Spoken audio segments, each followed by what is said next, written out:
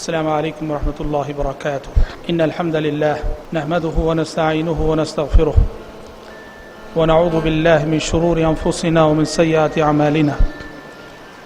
من يهده الله فلا مضل له ومن يضلل فلا هادي له، وأشهد أن لا إله إلا الله وحده لا شريك له، وأشهد أن محمدا عبده ورسوله. يا أيها الذين آمنوا اتقوا الله حق تقاته ولا تموتن إلا وأنتم مسلمون. يا أيها الناس اتقوا ربكم الذي خلقكم من نفس واحدة وخلق منها زوجها وبث منهما رجالا كثيرا ونساء، واتقوا الله الذي تساءلون به والأرحام إن الله كان عليكم رقيبا. يا أيها الذين آمنوا اتقوا الله وقولوا قولا سديدا يصلح لكم أعمالكم ويغفر لكم ذنوبكم، ومن يطع الله ورسوله فقد فاز فوزا عظيما. أما بعد، فإن خير الحديث كتاب الله، وخير الهدي هدي محمد صلى الله عليه وسلم، وشر الأمور محدثاتها، وكل محدثة بدعة، وكل بدعة ضلالة، وكل ضلالة في النار. أعوذ بالله السميع العليم من الشيطان الرجيم من همزه ونفخه ونفسه. وكلا نقص عليك من أنباء الرسل ما نثبت به فؤادك. اللہ تبارک و تعالیٰ کا بے انتہا شکر و احسان ہے کہ جس کی توفیق سے ہم سب آج ایک عظیم مقصد کو لے کر یہاں جمع ہیں، اور وہ عظیم مقصد یہ ہے کہ انشاءاللہ تعالی آج سے مسلسل 20 دن ہر دن عشاء بعد اس وقت نبی کریم صلی اللہ علیہ وسلم کی سیرت پر محاضرات ہوں گے. آپ صلی اللہ علیہ وسلم کی سیرت پر آپ کی پیدائش سے لے کر آپ کی وفات تک کچھ لیکچرز ہوں گے. آپ کی ولادت اور آپ کی پیدائش کا تذکرہ تو انشاءاللہ تعالی ہمارے تیسرے محاضرے سے یا چوتھے محاضرے سے شروع ہوگا. ابتدائی 2-3 لیکچرز سیرت کی ضرورت، سیرت کی اہمیت، سیرت کا اعجاز، اس ناحیے سے انشاءاللہ تعالی ہماری گفتگو ہوگی. حضرات، سیرت رسول کو جاننا کیوں ضروری ہے؟ سیرت رسول سے مراد ہمارے نبی حضرت محمد صلی اللہ علیہ وسلم کی زندگی، آپ کی حیات طیبہ. اس کو جاننا کیوں ضروری ہے؟ کئی وجوہات ہیں. سب سے پہلی وجہ یہ ہے کہ ہم سب آپ صلی اللہ علیہ وسلم کے امتی ہیں، اور آپ سے محبت کرنا ہر امتی کا فرض ہے. نبی کو جانے بغیر نبی سے محبت نہیں کی جا سکتی. نبی کریم صلی اللہ علیہ وسلم کو جو جس قدر جانے گا وہ اسی قدر آپ صلی اللہ علیہ وسلم کو چاہے گا. جو نبی کی زندگی کی تفصیلات سے جس قدر واقف ہوگا، نبی کریم صلی اللہ علیہ وسلم سے اس کی محبت بھی اسی قدر سچی ہوگی. تو لہذا سچی محبت نبی کی سیرت کو جانے بغیر ناممکن ہے.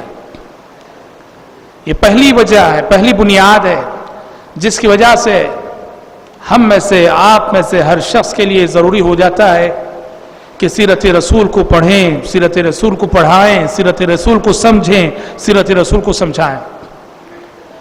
دوسری بنیادی وجہ سیرت پر یہ جو محاضرات رکھے گئے ہیں، سیرت کا پڑھنا میرے لیے اور آپ کے لیے اس لیے بھی ضروری ہوتا ہے کہ موجودہ دور میں، جس دور میں ہم نے آنکھ کھولی ہے اور جس دور میں ہم جی رہے ہیں، حالات پہ اگر آپ کی گہری نظر ہو تو آپ کو پتہ چلے گا کہ نبی کریم صلی اللہ علیہ وسلم کی سیرت پر دشمنان اسلام کی جانب سے کیچڑ اچھالا جا رہا ہے. کبھی آپ کی شخصیت پر کارٹون بنتے ہیں، آپ کو نعوذ باللہ دہشت گرد قرار دیا جاتا ہے، ٹیررسٹ قرار دیا جاتا ہے. آپ کے لائے ہوئے پیغام کو، آپ کے لائے ہوئے دین کو، آپ کی لائی ہوئی کتاب کو اور آپ جانتے ہیں کہ ڈنمارک سے اس کا جو سلسلہ شروع ہوا ہے آج تک وہ سلسلہ نہیں رکا ہے. ایسے میں میری اور آپ کی ذمہ داری بنتی ہے نبی کریم صلی اللہ علیہ وسلم کی جانب سے دفاع کرنا. جب ہم نبی کو جانیں گے نہیں تو دفاع کیسے کریں گے؟ آپ صلی اللہ علیہ وسلم کو جانے بغیر آپ کی جانب سے ہم ڈیفنس نہیں کر سکتے, آپ کی جانب سے ہم دفاع نہیں کر سکتے. یہ غیر مسلم اگر ہم سے پوچھ لے نبی کریم صلی اللہ علیہ وسلم نے جو جہاد کیا, بدر و حنین کی تاریخ کے حوالے سے اگر کوئی غیر مسلم یہ اعتراض کر دے کہ نعوذ باللہ ثم نعوذ باللہ تمہارے نبی ٹیررسٹ تھے, انہوں نے بدر میں جو ہے جنگ کی, حنین میں جنگ کی, احد میں جنگ کی, خندق کی جنگ لڑی, مدینے کی 10 سالہ زندگی میں 80 سے زائد جنگیں لڑی, کیسے ہم اسے ریپلے کریں گے؟ کیسے ہم اسے جواب دیں گے؟ یہ سیرت رسول کو پڑھے بغیر اور سیرت رسول کو جانے بغیر ناممکن ہے. انشاءاللہ جب ہم مدنی زندگی پر بحث کریں گے, پیارے نبی کی مدنی زندگی جو مدینے میں گزری اس پر جب ہماری گفتگو ہوگی تو انشاءاللہ تعالی آپ کو یہ جوابات ملیں گے کہ پیارے نبی نے جنگ کیوں کی, جہاد کیوں کیا, اور ہمارے نبی کو جو الزام دیا جاتا ہے نعوذ باللہ دہشت گردی کا, اس کا جواب اور اس کا توڑ ہم کیسے دے سکتے ہیں. یہ انشاءاللہ جب ہم مکی زندگی ختم کر کے مدینے کی زندگی پہ روشنی ڈالیں گے تو اس سلسلے میں آپ کے حوالے سے باتیں آئیں گی. اور حضرات, سیرت پر یہ جو محاضرات رکھے گئے ہیں اس کا ایک بنیادی سبب یہ بھی ہے کہ اس وقت ہمارا جو نیو جنریشن ہے, ہمارے وہ نوجوان جو اسکولوں اور کالجوں میں زیر تعلیم ہیں, اگر آپ ان کی میجارٹی کی صورتحال دیکھیں گے تو واللہ خون کے آنسو رونے کو دل کرتا ہے کہ آج ہمارا ایک نوجوان جس قدر کرکٹ کے کھلاڑیوں کو جانتا ہے, فلمی اداکاروں کو جانتا ہے, واللہ وہ اس قدر نہ نبی کو جانتا ہے نہ نبی کے صحابہ کو جانتا ہے. ہمارے جو نوجوان ہے اس سے آپ کرکٹ کے کسی کھلاڑی کے بارے میں پوچھو, سارا بایو ڈاٹا کھول کے رکھ دے گا آپ کے سامنے. کسی فلمی اداکار, کسی ہیرو کے بارے میں پوچھو, سارا بایو ڈاٹا کھول کے رکھ دے گا آپ کے سامنے. اور حضرت محمد صلی اللہ علیہ وسلم کے بارے میں پوچھو, آپ کا کام تو دور کی بات ہے, کچھ نوجوان ایسے بھی ملیں گے کہ نبی کے نام سے بھی ناواقف ہیں. کیا بولتے ہیں, نبی کا نام کیا تھا؟ کیا جواب دیتے ہیں؟ ہمارے نبی کا نام کیا تھا؟ ہمارے نوجوان کہتے ہیں ہمارے نبی کا نام تھا حضور صلی اللہ علیہ وسلم. جی, نبی کا نام حضور, یہ معلومات ہے ہمارے نیو جنریشن کے, ہمارے نوجوانوں کی. جو امت اور جس امت کا نوجوان اپنے پیغمبر کے نام سے بھی ناواقف ہو اور نام پوچھا جائے تو کہے حضور صلی اللہ علیہ وسلم ہمارے نبی کا نام ہے, سوچو کہ وہ امت دنیا میں کیسے کامیاب ہوگی, آخرت میں کیسے کامیاب ہوگی. اور جن نوجوانوں کی معلومات دین کے سلسلے میں ایسی ہیں, کہاں تک ان کا ایمان انہیں آخرت میں نجات دلائے گا. تو حضرات ایسی بہت ساری وجوہات ہیں جس کی بنیاد پر یہ محاضرات کا سلسلہ, یہ لیکچرز کا سلسلہ آپ کے سامنے رکھا گیا ہے, جس میں انشاءاللہ تعالی ہم کوشش کریں گے نبی کریم صلی اللہ علیہ وسلم کی حیات طیبہ اور آپ کی زندگی کی ساری تفصیلات پر تفصیل سے روشنی ڈالنے کی. اور انداز ایسا نہیں کہ صرف واقعات تو آپ کوئی بھی کتاب لے کے پڑھ سکتے ہیں. سیرت کی کتاب الرحیق المختوم آپ نے لے لی, پڑھ لیا. واقعات کی ناحیے سے نہیں, ہم ہر واقعے کو اس ناحیے سے ذکر کریں گے, پڑھیں گے انشاءاللہ تعالی کہ نبی کی زندگی سے کیا سبق لینا ہے, پیغمبر صلی اللہ علیہ وسلم کی زندگی کا ہر واقعہ کیا پیغام دیتا ہے ہمیں, کیا سبق دیتا ہے ہمیں. یہ انشاءاللہ تعالی یہ ہماری معلومات کو پیش کرنے کا انداز رہے گا. سب سے پہلی بات, سیرت رسول یاد رہے یہ انسانی تاریخ کے سب سے عظیم انسان کی سیرت ہے. سیرت محمدی یہ انسانی تاریخ کے سب سے باکمال انسان کی سیرت ہے.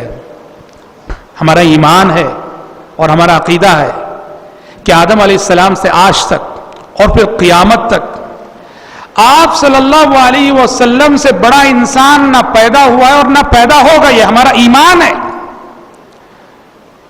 اور اسی لیے جو زندگی آپ صلی اللہ علیہ وسلم کی ہے، جو حیات آپ کی ہے، جو سیرت آپ کی ہے، یہ انسانی تاریخ کی سب سے آئیڈیل سیرت ہے، یہ انسانی تاریخ کی سب سے مثالی زندگی ہے۔ اس سے باکمال زندگی، اس سے زیادہ مثالی زندگی کسی انسان کی ہو نہیں سکتی۔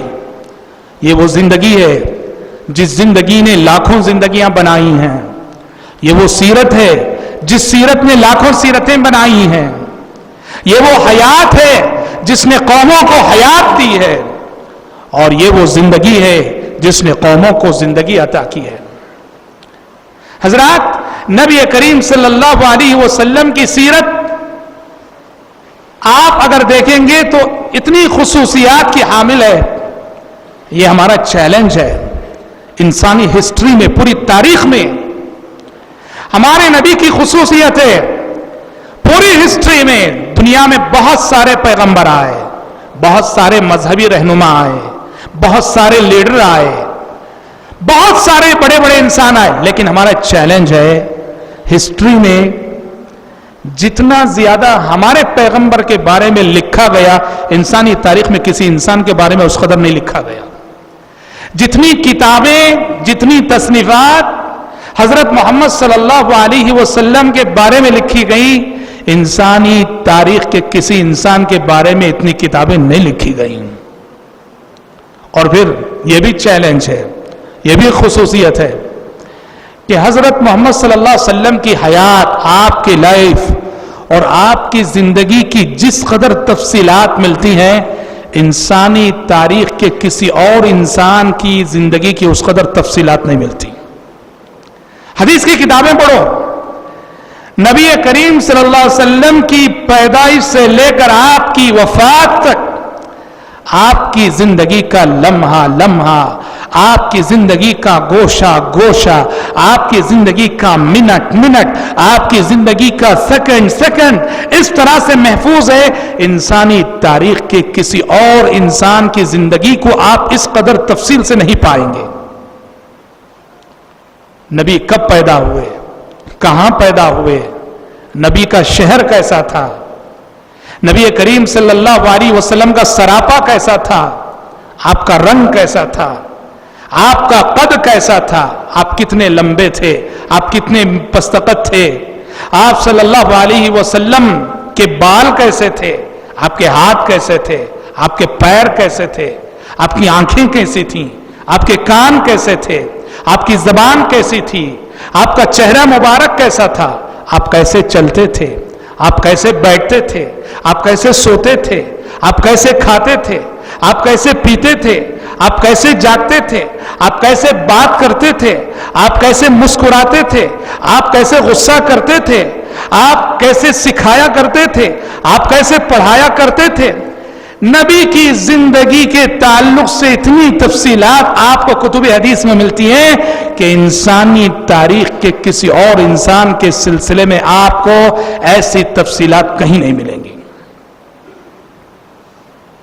اور حضرات، نبی کریم صلی اللہ علیہ وسلم کی حیات اور آپ کی زندگی کی ایک خصوصیت یہ بھی ہے کہ یہ وہ سیرت ہے، یہ وہ زندگی ہے جس کی رب العالمین نے ساتوں آسمانوں کے اوپر سے قسم کھائی ہے۔ سیرت محمدی، حیات محمدی، اللہ رب العالمین نے اس زندگی کی قسم کھائی ہے۔ قرآن مجید کے اندر آپ سورۃ الحجر پڑھیں گے، سورۃ الحجر میں اللہ تبارک و تعالیٰ نے قوم لوط کے حوالے سے قوم لوط کی گمراہی کی کا تفصیلی تذکرہ کرتے ہوئے ہمارے نبی حضرت محمد صلی اللہ علیہ وسلم کی زندگی کی قسم کھائی ہے۔ اللہ تعالیٰ نے فرمایا لَعَمْرُكَ إِنَّهُمْ لَفِي سَكْرَتِهِمْ يَعْمَهُونَ۔ جس وقت فرشتے آئے، لوط علیہ السلام کے پاس فرشتے آئے، نوجوانوں کی شکل میں آئے، خوبرو نوجوانوں کی شکل میں جب پہنچے اور یہ نادان قوم انہیں انسان سمجھ کر برے ارادے سے لوط علیہ السلام کے گھر کے پاس گئی، اس کو چاروں طرف سے گھیر لیا۔ اس واقعے کی تفصیلات کو ذکر کرتے ہوئے اللہ تعالیٰ نے سورہ ہجر کے اندر نبی کی زندگی کی قسم کھاتے ہوئے کہا لَعَمْرُكَ إِنَّهُمْ لَفِي سَكْرَتِهِمْ يَعْمَهُونَ۔ اے پیغمبر آپ کی زندگی کی قسم، اے پیغمبر آپ کی حیات کی قسم، اے پیغمبر آپ کی سیرت کی قسم، وہ اپنے نشے میں بہکے جا رہے تھے۔ اللہ اکبر، کتنی مثالی زندگی ہے وہ جس زندگی کی قسم رب العالمین کھائے، کتنی پاک زندگی ہوگی وہ جس زندگی کی قسم رب العالمین کھائے، کتنی بے داغ زندگی ہوگی وہ جس زندگی کی قسم رب العالمین کھائے۔ لعمرک انہم لفی سکرتہم یعمہون۔ ہم آپ کو بتا دیں، نبی کریم اللہ تبارک و تعالی قرآن مجید کے اندر اپنی مخلوقات میں سے جس کی چاہے قسم کھاتا ہو کھا سکتا ہے۔ اس نے سورج کی قسم کھائی، اس نے چاند کی قسم کھائی، اللہ تبارک و تعالیٰ نے دن کی قسم کھائی، اللہ تعالیٰ نے رات کی قسم کھائی۔ اللہ اپنی مخلوقات کی قسم کھا سکتا ہے، ہم اور آپ مخلوقات کی قسم نہیں کھا سکتے۔ اللہ نے نبی کی زندگی کی قسم کھائی، مگر ہم اور آپ نبی کی زندگی کی قسم نہیں کھا سکتے۔ تاہم اس سے یہ ضرور معلوم ہوتا ہے، اللہ تعالیٰ نے جب نبی کی زندگی کی قسم کھائی ہے، پورے انسانوں میں یہ واحد انسانی زندگی ہے جس انسانی زندگی کی قسم ساتوں آسمانوں کے اوپر سے رب العالمین نے کھائی، لعمرک انہم لفی سکرتہم یعمہون کہہ کر۔ حضرات، سیرت رسول کا مطالعہ، سیرت رسول کو جاننا، سیرت رسول کا پڑھنا، یہ ہر امتی کی ضرورت ہے، ہر مسلمان کی ضرورت ہے۔ کیوں؟ دیکھو، زندگی گزارنے کے لیے ایک آئیڈیل چاہیے، ہر انسان کی ایک ضرورت ہے، وہ ایک اچھی مثالی زندگی گزارنے کے لیے ایک نمونہ چاہتا ہے، ایک آئیڈیل چاہتا ہے۔ انسان کو صرف زبان سے بولا جائے ایسا کرو ایسا کرو ایسا کرو، انسان اس کا اثر اتنا قبول نہیں کرتا جتنا کہ اگر پریکٹیکل لائف اس کے سامنے ہو، کسی کی کوئی بھی عمل کسی کی پریکٹیکل زندگی میں اس کو نظر آئے، اسے دیکھ کر انسان جتنا سیکھتا ہے، صرف زبان سے کہنے سے انسان اتنا نہیں سیکھتا ہے۔ تو انسان کی یہ بنیادی ضرورت ہے کہ انسان زندگی میں قدوہ چاہتا ہے، نمونہ چاہتا ہے، آئیڈیل چاہتا ہے۔ تو ظاہر بات ہے کہ حضرت محمد صلی اللہ علیہ وسلم کی زندگی سے بہتر ہمارے لیے اور آئیڈیل کیا ہو سکتا ہے؟ آپ کی زندگی سے بہتر نمونہ اور کیا ہو سکتا ہے؟ اور ہم آپ کو بتا دیں، خود اللہ کے نبی صلی اللہ علیہ وسلم کو یہ ضرورت پیش آئی کہ آپ کے سامنے ایک آئیڈیل ذکر کیا جائے۔ اللہ کے نبی جب دعوت و تبلیغ کا کام آپ نے شروع کیا صلی اللہ علیہ وسلم، تو آپ نے یہ ضرورت محسوس کی کہ آپ کے سامنے کچھ پاکیزہ زندگیوں کے نمونے پیش ہوں، آپ کے سامنے کچھ مثالی زندگیوں کو آئیڈیل کے طور پر پیش کیا جائے۔ یہی وجہ ہے کہ ہم دیکھتے ہیں اللہ تبارک و تعالیٰ نے مختلف پیغمبروں کے واقعات جو قرآن مجید میں ذکر کیے ہیں۔ قرآن مجید میں کیوں؟ کتنے مقامات پہ حضرت ہود علیہ السلام کا واقعہ، حضرت صالح علیہ السلام کا واقعہ، حضرت موسیٰ علیہ السلام کا واقعہ، حضرت عیسیٰ علیہ السلام کا واقعہ، حضرت نوح علیہ السلام کا واقعہ، حضرت ابراہیم علیہ السلام کا واقعہ، مختلف پیغمبروں کے واقعات بار بار تکرار کے ساتھ جو قرآن میں پڑھنے کو ملتے۔ کیوں؟ اس لیے کہ دعوتی زندگی میں خود نبی کریم صلی اللہ علیہ وسلم کو آئیڈیل کی ضرورت تھی، تو اللہ تعالیٰ نے آپ سے پہلے گزرے پیغمبروں کو آپ کے سامنے ایک آئیڈیل کے طور پر پیش کیا، اور ان پیغمبروں کو ذکر کرنے کے بعد اللہ تعالیٰ نے کہا اولئک الذین ھداھم اللہ فبھداہ مقتدہ۔ اے پیغمبر، یہی وہ اللہ کے رسول ہیں، یہی وہ پیغمبر ہیں جنہیں اللہ نے ہدایت دی تھی، آپ انہی کی روش پہ چلیے، انہی کے نقش قدم پہ چلیے۔ تو دعوت و تبلیغ کے میدان میں زندگی گزارنے کے لیے ایک آئیڈیل کی ضرورت خود پیارے نبی کو بھی تھی۔ اس لیے قرآن نے کہا، میں نے جس آیت سے آج اپنی گفتگو کا آغاز کیا، وَكُلًّا نَقُصُّ عَلَيْكَ مِنْ أَنْبَاءِ الرُّسُلِ مَا نُثَبِّتُ بِهِ فُؤَادَكَ۔ اے پیغمبر، ہم آپ کے سامنے گزشتہ پیغمبروں کے ایسے واقعات بیان کرتے ہیں جن سے آپ کے دل کو مضبوط کرتے ہیں، جس کے ذریعے سے آپ کو ثابت قدمی عطا کرتے ہیں، جس کے ذریعے سے آپ کے دل کو ہم ڈھارس دیتے ہیں۔ پتا چلا کہ پچھلے پیغمبروں کے واقعات کو سن کر پڑھ کر نبی کریم صلی اللہ علیہ وسلم کو سکون ملتا تھا، رہنمائی ملتی تھی، روشنی حاصل ہوتی تھی۔ جب مکی زندگی میں نبی کریم صلی اللہ علیہ وسلم یہ سوچ کر بہت پریشان ہوتے کہ آپ کی دشمنی کرنے والے خود آپ کے اپنے رشتہ دار، آپ کی مخالفت کرنے والے خود آپ کے اپنے رشتہ دار، آپ کو گالی بکنے والے خود آپ کے اپنے رشتہ دار، آپ کی جان کے پیچھے پڑنے والے خود آپ کے اپنے رشتہ دار، کوئی دوسرا نہیں، سگا چچا ابو لہب، سگا چچا ابو لہب۔ پیارے نبی صلی اللہ علیہ وسلم یہ سوچ کر بہت غمزدہ ہوتے، دوسرے ستا رہے ہیں، دوسرے دشمنی کر رہے ہیں تو کوئی بات نہیں، یہ میرے اپنے، یہ میرا اپنا خون، یہ میرے اپنے رشتہ دار، یہ میرے اپنے چچا، مجھے ستانے والے، مجھے تکلیفیں دینے والے۔ پیارے نبی جب یہ سوچ کر پریشان ہو رہے تھے اور بہت ٹینشن لے رہے تھے تو آسمان سے سورہ یوسف نازل ہو گئی، آسمان سے سورہ یوسف نازل ہو گئی۔ یوسف علیہ السلام کا آئیڈیل آپ کے سامنے پیش کیا گیا، یوسف علیہ السلام کا نمونہ آپ کے سامنے پیش کیا گیا کہ اے نبی محمد، اے نبی عربی حضرت محمد صلی اللہ علیہ وسلم، غمگین نہ ہو، آپ کے اپنے آپ کو ستا رہے ہیں، آپ کے اپنے رشتہ دار آپ کے خلاف سازشیں کر رہے ہیں، غمگین نہ ہو، کیونکہ یہ صرف آپ کے ساتھ نہیں، آپ سے پہلے گزرے پیغمبروں کے ساتھ بھی یہی ہوا۔ یہ دیکھو یوسف علیہ السلام، یوسف علیہ السلام کو گھر سے جدا کرنے والے، ماں باپ سے جدا کرنے والے، کنویں میں پھینکنے والے کون تھے؟ کوئی اور نہیں، ان کے اپنے سگے بھائی تھے، ان کے اپنے سگے بھائی تھے۔ سورہ یوسف یہ میسج لے کر نازل ہوئی اور پیارے نبی کو یہ واقعات پڑھ کر تسلی ملتی، سکون حاصل ہوتا تھا۔ اسی طرح آپ دیکھیں گے کہ جیسے جیسے مکی زندگی میں ہجرت کا زمانہ قریب آتا گیا، پیارے نبی کے سامنے حضرت موسیٰ علیہ السلام کا آئیڈیل پیش کیا گیا، حضرت موسیٰ علیہ السلام کا نمونہ پیش کیا گیا۔ موسیٰ علیہ السلام جنہوں نے مصر سے مدین ہجرت کی، مصر سے مدین ہجرت کی، جبکہ فرعون آپ کی جان لینے کے لیے ڈھونڈ رہا تھا، فرعون آپ کو قتل کرنے کے لیے ڈھونڈ رہا تھا۔ اس واقعے کی تفصیلات اللہ نے سورہ قصص میں ذکر کی ہیں، سورہ قصص کے اندر بڑی تفصیلات موجود ہیں۔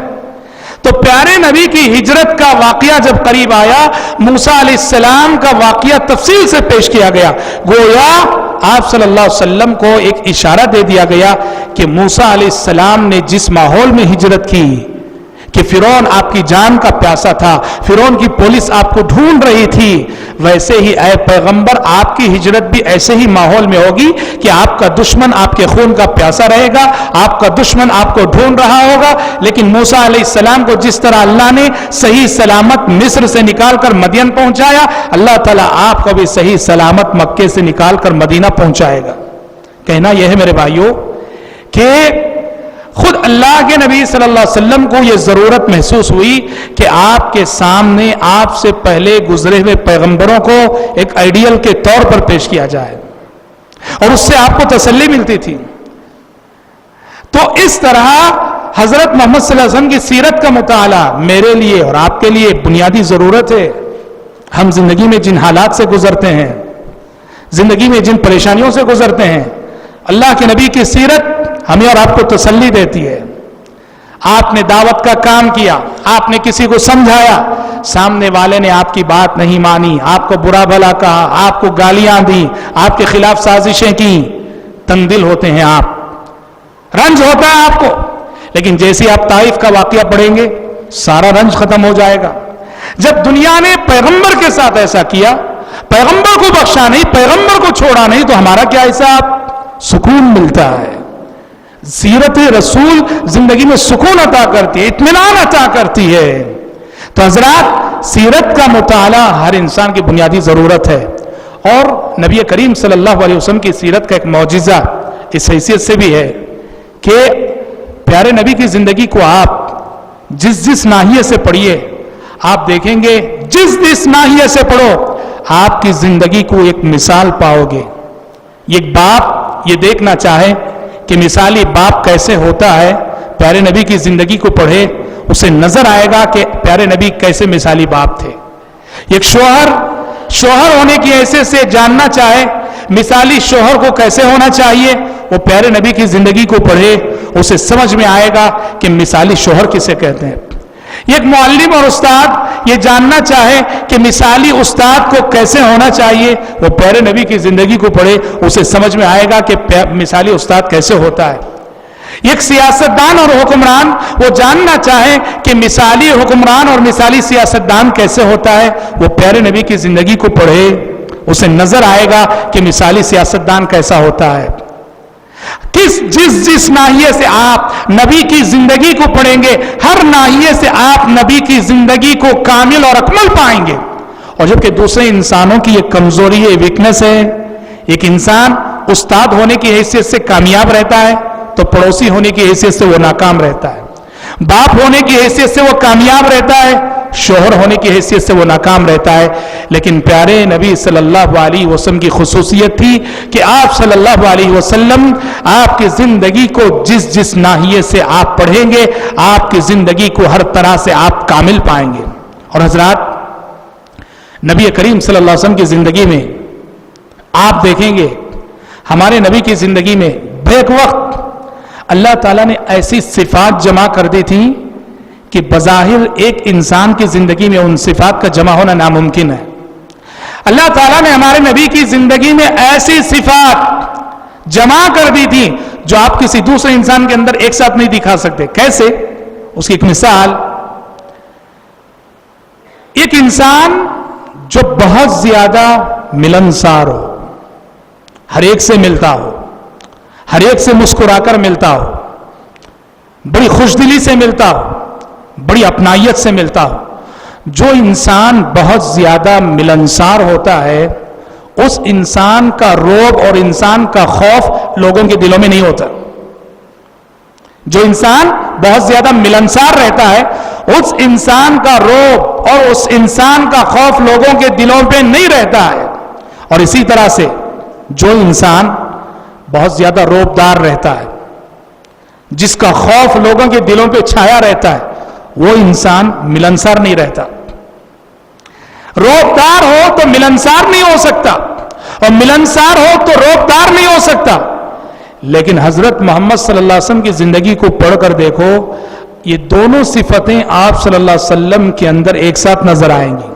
دو متضاد صفتیں جو بظاہر ایک انسان کے اندر جمع نہیں ہو سکتی، لیکن اللہ تعالیٰ نے آپ کے اندر جمع کر دی۔ آپ رعبدار بھی تھے اور آپ ملنسار بھی تھے، جبکہ دوسرے انسانوں کا معاملہ ایسا ہے، جو ملنسار ہو وہ رعبدار نہیں ہو سکتا، اور جو رعبدار ہو وہ ملنسار نہیں ہو سکتا۔ پیارے نبی رعبدار بھی تھے اور ملنسار بھی تھے۔ ملنسار کیسے؟ آپ صلی اللہ علیہ وسلم لوگوں کے ساتھ اس طرح گھل مل کر رہا کرتے تھے، اتنا مل جل کر رہتے تھے، رہن سہن میں، بیٹھنے میں کوئی امتیاز آپ کا نہیں تھا۔ صحابہ کے ساتھ اتنا فری ہو کے آپ ملتے تھے، بیٹھتے تھے کہ اگر کوئی نیا شخص آتا تھا مجلس میں، اس کے لیے پہچاننا مشکل ہو جاتا کہ اس میں اللہ کے نبی کون ہے۔ کتنے بار ایسا ہوا کہ باہر سے کوئی نیا شخص آیا، اس نے ابو بکر کو اللہ کے نبی سمجھ گیا، ابو بکر کو اللہ کے نبی سمجھ کے ملاقات کرنے لگا۔ آپ اتنا مل جل کر رہتے صحابہ میں کہ آنے والے کے لیے پہچاننا مشکل ہو جاتا کہ اس میں نبی کون ہے، پیغمبر کون ہے۔ اور جو اتنا مل جل کر رہے انسان، اس کا رعب اور دبدبہ باقی نہیں رہتا۔ لیکن پیارے نبی کا حوالہ دیکھیے، پیارے نبی اتنے ملنسار رہ کر آپ کا رعب اور دبدبہ بھی صحابہ کے دلوں پر کیسے تھا۔ آپ جانتے ہیں، مشہور واقعہ ہے، پیارے نبی صلی اللہ علیہ وسلم نے ایک مرتبہ نماز پڑھائی۔ ایک مرتبہ آپ صلی اللہ علیہ وسلم نے نماز پڑھائی، 4 رکعت والی نماز تھی، ظہر یا عصر کی نماز تھی۔ 2 رکعت پڑھ کے آپ نے سلام پھیر دیا، 2 رکعت پڑھ کر آپ نے سلام پھیر دیا، اور سلام پھیر کر مسجد سے اٹھے آپ، اور صحن میں جا کر مسجد نبوی کے صحن میں کھڑے ہو گئے آپ صلی اللہ علیہ وسلم۔ اب سارے صحابہ پریشان ہیں، کیا بات ہے، کیا ماجرا ہے؟ 4 رکعت والی نماز، پیارے نبی نے صرف 2 رکعت نماز پڑھائی، سلام پھیر دیے۔ ساری جماعت پریشان ہے، لیکن کسی کو ہمت نہیں ہو رہی ہے کہ جا کے اللہ کے نبی سے پوچھے کہ ماجرا کیا ہے، ریزن کیا ہے۔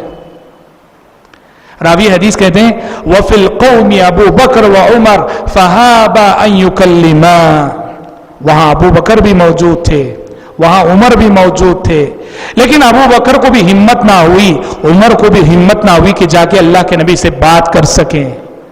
سارے صحابہ کے دلوں پر نبی کا رعب چھایا ہوا تھا۔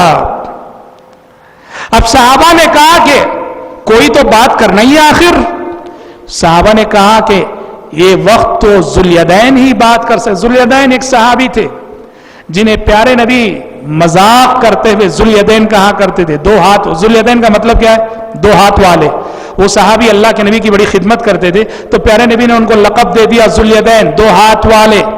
مذاق کرتے تھے، پیارے نبی مذاق کرتے ہوئے انہیں ذوالیدین کہا کرتے تھے۔ تو پیارے لوگوں نے کہا یہ وقت تو ذوالیدین ہی بات کر سکتے ہیں، ہم میں سے کسی کے اندر ہمت نہیں نبی سے بات کرنے کی۔ ذوالیدین گئے، جا کر پیارے نبی سے پوچھا اقصرت الصلاة ام نسیت یا رسول اللہ، کہا کہ اللہ کے نبی کیا بات ہے، کہ آسمان سے نیا حکم آیا ہے کہ آج سے 4 رکعت والی نماز 2 رکعت کر دی گئی ہے، یا پھر آپ بھولے ہیں اللہ کے نبی؟ دیکھو ادب، نبی سے بات کرنے کا ادب، علماء سے بات کرنے کا ادب۔ صحابی نے جا کے ڈائریکٹ یہ نہیں کہا اللہ کے نبی آپ بھول گئے 2 ہی رکعت نماز پڑھا، ایسا نہیں بولے۔ کیا بولے؟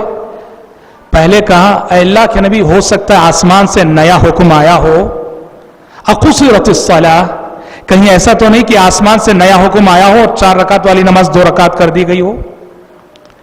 دوسرے نمبر پہ انہوں نے کہا یا پھر آپ بھول گئے ہو۔ پیارے نبی نے کہا نہ آسمان سے کوئی نیا حکم آیا ہے اور نہ ہی میں بھولا ہوں۔ اب یہاں تو کنفرم ہو گیا کہ اللہ کے نبی بھولے ہیں۔ جب اللہ کے نبی نے یہ کہا نہ آسمان سے کوئی نیا حکم آیا ہے اور نہ میں بھولا ہوں، یہاں تو کنفرم ہو گیا صحابی کو کہ آپ بھولے ہیں۔ لیکن کیا کہتے ہیں صحابی؟ نہیں اللہ کے نبی 2 باتوں میں سے کوئی ایک بات تو ضرور ہوئی ہے۔ یہ نہیں بولے نہیں آپ بھول گئے ہیں، ادب، بات کرنے کا سلیقہ، بات کرنے کی تمیز، آپ بھول گئے ہیں ایسا نہیں کہا، 2 باتوں میں سے کوئی ایک بات تو ضرور ہوئی ہے اللہ کے نبی۔ تب پیارے نبی خود تشریف لائے، مسجد میں صحابہ بیٹھے تھے، صحابہ سے پوچھا، سارے صحابہ نے گواہی دی کہ ہاں اللہ کے نبی 2 ہی رکعت نماز ہوئی ہے۔ پیارے نبی تشریف لے گئے، جا کر آپ صلی اللہ علیہ وسلم نے پھر 2 رکعت نماز پڑھی، اللہ اکبر کہا، پھر 2 رکعت نماز پڑھی، 4 رکعت ہو گئی مکمل، سجدہ سہو کیا، سلام پھیرا۔ معلوم ہوا کہ درمیان میں گفتگو ہو گئی، فصل ہو گیا، پھر سے پوری 4 رکعت پڑھنا غلط مسئلہ ہے۔ جو 2 رکعت باقی ہیں وہ پڑھ کے سجدہ سہو کر لیں کافی ہے، تو 2 رکعت پڑھائی آپ صلی اللہ علیہ وسلم نے سجدہ سہو کیا۔ اب یہاں غور کیجئے، پیارے نبی سے جب سہو ہوا ہے، بھول ہوئی ہے، صحابہ میں کسی کو ہمت نہ ہوئی کہ نبی سے جا کر بات کریں۔ تو پیارے نبی کے اندر اللہ نے ایسی صفات، ایک طرف اتنے ملنسار اور ایک طرف اتنے روبدار، جبکہ دوسرے انسانوں میں یہ 2 صفات جمع نہیں ہو سکتی۔ جو روبدار ہوگا وہ ملنسار نہیں ہو سکتا، اور جو ملنسار ہوگا وہ روبدار نہیں ہو سکتا۔ ایک اور مثال، پیارے نبی کی زندگی میں اللہ تعالیٰ نے کیسی کیسی صفات جمع کر دی تھی۔ جو انسان بہت زیادہ بہادر ہو، مجاہد ہو، فوجی جرنیل ہو، کمانڈر ہو، اس کا جسم کیسا ہوتا ہے، اس کا ہاتھ کیسا ہوتا ہے؟ جو ہاتھ ہتھیار اٹھایا ہو، جو ہاتھ تلوار چلاتا ہو، جو ہاتھ گن مشین چلاتا ہو، وہ ہاتھ کیسا ہوتا ہے؟ بہت بہادر انسان ہوتا ہے وہ، اس کا بدن بڑا مضبوط ہوتا ہے، اس کا ہاتھ بڑا مضبوط ہوتا ہے، جی ہاں۔ اور جو بالکل نرم ہاتھ والا ہو، نرم ہاتھ سے کبھی تلوار نہیں اٹھتی، نرم ہاتھوں سے کبھی تلوار نہیں اٹھتی۔ پیارے نبی کو دیکھو، پیارے نبی کے اندر اللہ نے دونوں صفات جمع کر دی۔ ایک طرف آپ اتنے بہادر، اتنے بہادر، اتنے بہادر کہ جنگ حنین میں جب تھوڑی دیر کے لیے سارے صحابہ میدان چھوڑ کے بھاگ کھڑے ہوئے، تھوڑی دیر کے لیے دشمنوں کی جانب سے اس طرح تیر برسے کہ تھوڑی دیر کے لیے سارے صحابہ میدان جنگ سے پیچھے ہٹ گئے، سارے صحابہ۔ ایسے نازک موقع پر تاریخ گواہ ہے، اکیلے محمد صلی اللہ علیہ وسلم، اکیلے نبی کریم صلی اللہ علیہ وسلم میدان جنگ میں اپنی تلوار لہراتے ہوئے کھڑے رہے، ثابت قدم رہے اور کہہ رہے تھے انا النبی لا کذب انا ابن عبد المطلب، میں اللہ کا سچا نبی ہوں، میں عبد المطلب کا بیٹا ہوں۔ پیارے نبی اس طرح ڈٹے رہے، جمے رہے کہ نبی کی ثابت قدمی کو دیکھ کر اور سارے صحابہ کو ہمت آئی، حوصلہ ملا، پھر سارے صحابہ دوڑ کر آئے، نبی کے اطراف جم گئے اور پھر مقابلہ ہوا اور مسلمان ہاری ہوئی بازی پھر سے جیت گئے۔ اتنے بہادر کہ جب ساری فوج میدان جنگ چھوڑ کر بھاگ کھڑی ہو، دشمن کے مقابلے میں تنے تنہا اور اکیلے کھڑے رہے۔ حضرت علی فرماتے ہیں جنگوں میں جب مشکل وقت آتا تھا تو ہم نبی کی آڑ میں آ کر خود کو بچاتے تھے، پیارے نبی کے پیچھے آ کر خود کو بچاتے تھے۔ بتاؤ جو انسان اس قدر بہادر ہو وہ انسان کیسا ہوگا، اس کا بدن کیسا ہونا چاہیے، کتنا مضبوط ہوگا، کتنا مضبوط ہونا چاہیے۔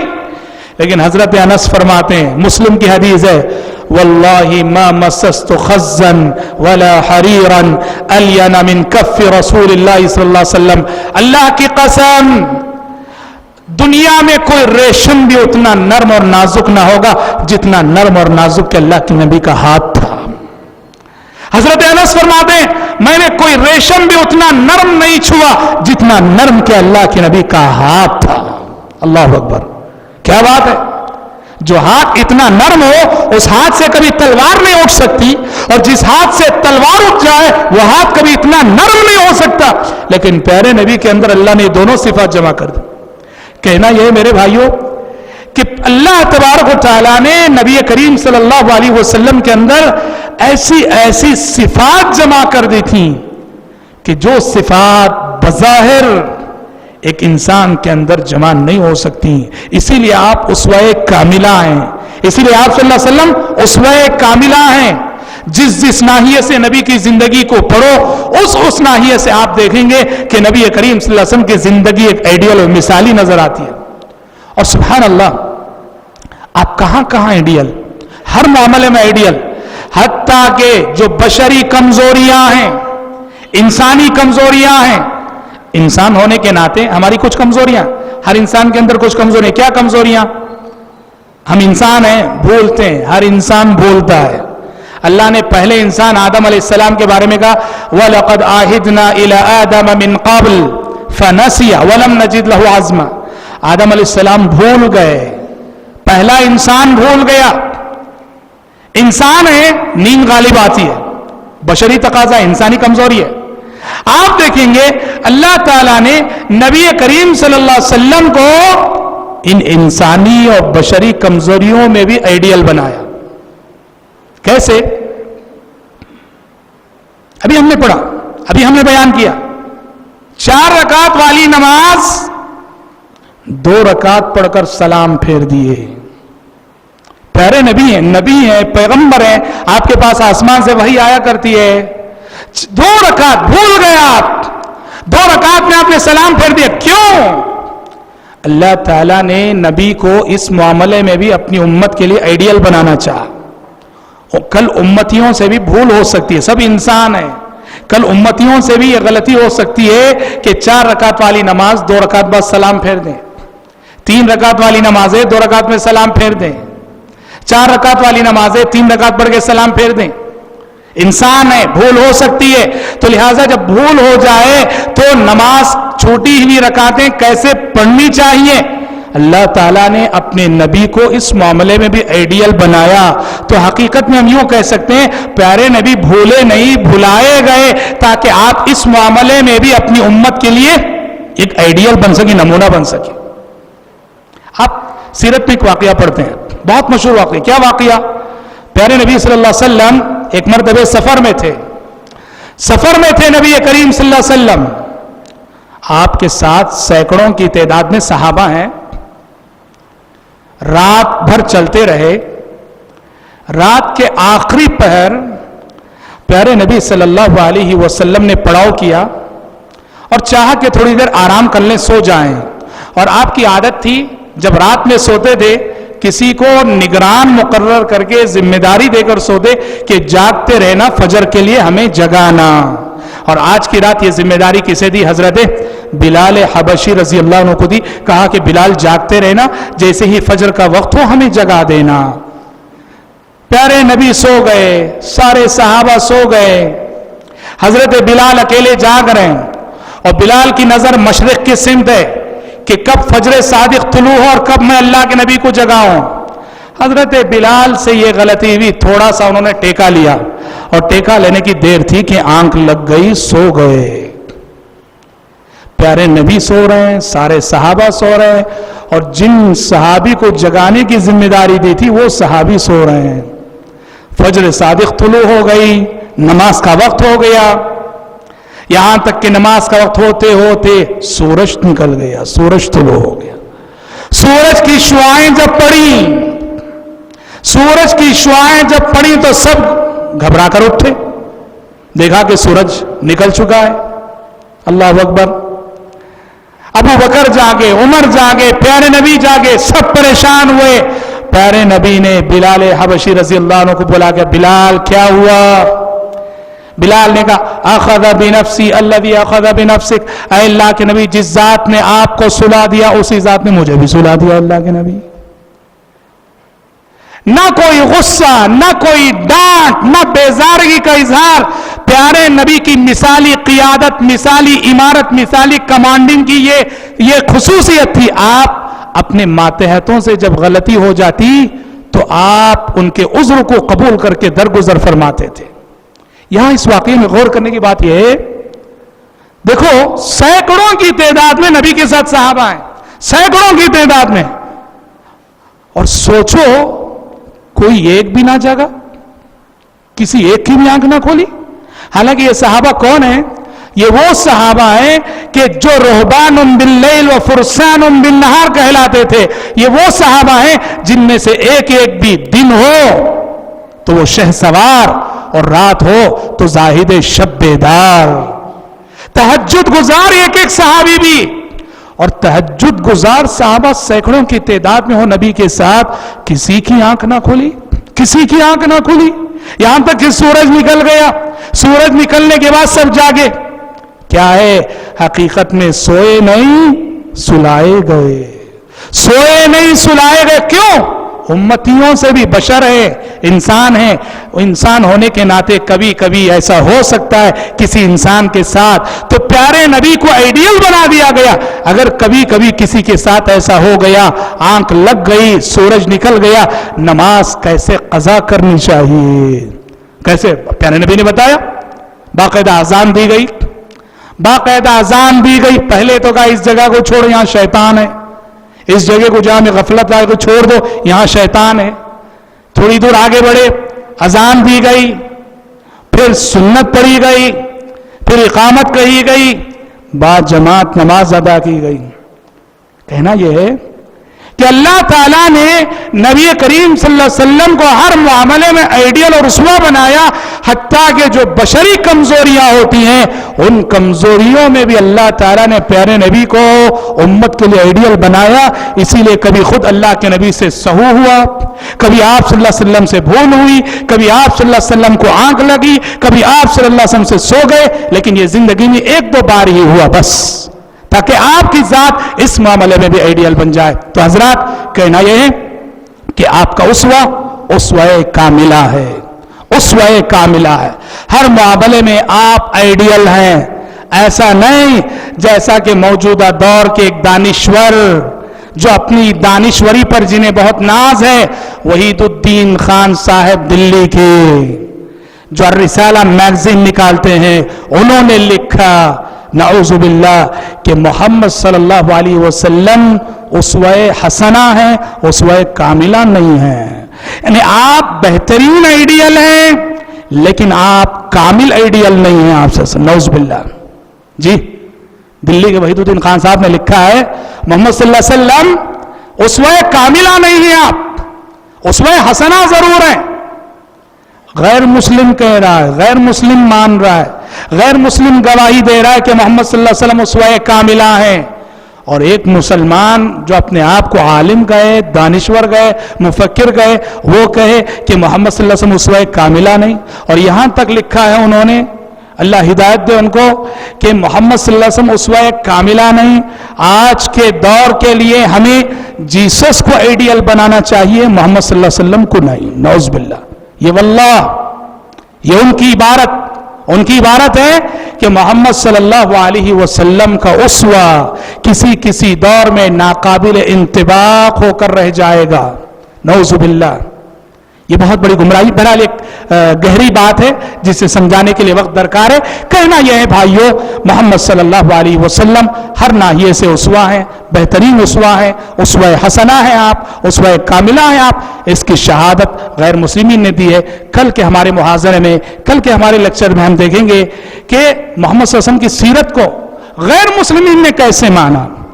غیر مسلم، یہودی، کرسچن، عیسائی، ہندو، اور محمد صلی اللہ علیہ وسلم کی سیرت کو انہوں نے کس نقطہ نظر سے دیکھا، ہم کل کے محاضرے میں انشاءاللہ تعالی اس پر بحث کرتے ہیں. آج اسی پر اکتفا کرتے ہوئے آپ سب سے گزارش کرتے ہیں کہ بارش کے باوجود جس طرح آج اپنے یہاں حاضری دیے، کوشش کیجئے کہ یہ 20 دن بھی آپ مسلسل حاضری دیتے رہیں. انشاءاللہ تعالی سیرت کے حوالے سے مفید معلومات آپ کے سامنے آئیں گی. رب العالمین ہم سب کے، آپ سب کے مل بیٹھنے اور جمع ہونے کو شرف قبولیت سے نوازے. آمین. وآخر دعوانا ان الحمدللہ رب العالمین. والسلام علیکم ورحمۃ اللہ وبرکاتہ. رب اشرح لي صدري ويسر لي أمري واحلل عقدة من لساني يفقه قولي. رب اشرح لي صدري ويسر لي أمري واحلل عقدة من لساني يفقه قولي.